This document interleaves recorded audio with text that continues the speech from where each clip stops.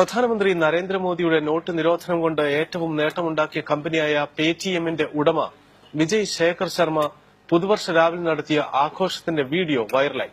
നമ്മുടെ കൂടെ നിൽക്കാത്തവർക്ക് കരയേണ്ടി വരുമെന്നാണ് പേടിഎം സിഇഒ കൂടിയായ വിജയ് ശേഖർ ശർമ്മ വിളിച്ചുകൂവിയത്. മറ്റുള്ളവർക്ക് 10 വർഷം കൊണ്ട് നേടാൻ കഴിയാത്തത് നമ്മൾ 1 വർഷം കൊണ്ട് നേടിയെന്നും പേടിഎം ഉടമ പറയുന്നു. കഴിഞ്ഞ നവംബർ 8-ന് 1000-ന്റെയും 500-ന്റെയും നോട്ടുകൾ പ്രധാനമന്ത്രി നിരോധിച്ചതിനെ തുടർന്നുണ്ടായ പ്രതിസന്ധിയിൽ ഏറ്റവും ലാഭം കൊയ്തത് ഓൺലൈൻ പണമിടപാട് സ്ഥാപനമായ പേടിഎം ആണ്. സാധാരണക്കാർ പോലും സാമ്പത്തിക പ്രതിസന്ധി മൂലം അവരുടെ ചില്ലറ പണമിടപാടിന് പോലും പേടിഎമ്മിനെ ആശ്രയിക്കാൻ നിർബന്ധിതരായി.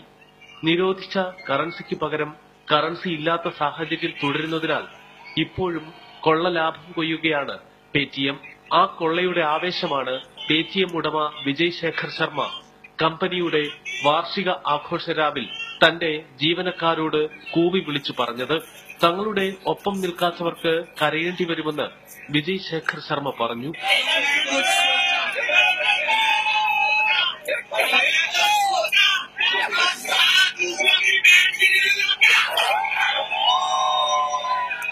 പത്തു വർഷം കൊണ്ട് ആർക്കും കഴിയാത്തത് 1 വർഷം കൊണ്ട് നമുക്ക് കഴിഞ്ഞു.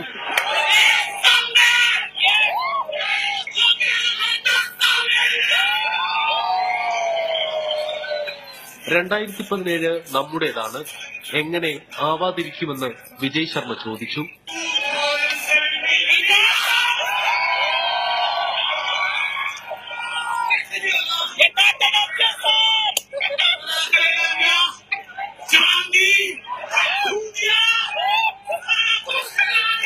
ഇന്ന് ഇന്ത്യ മാത്രമല്ല ലോകം മുഴുവനും പേടിഎമ്മിന് പിന്നാലെയാണ്.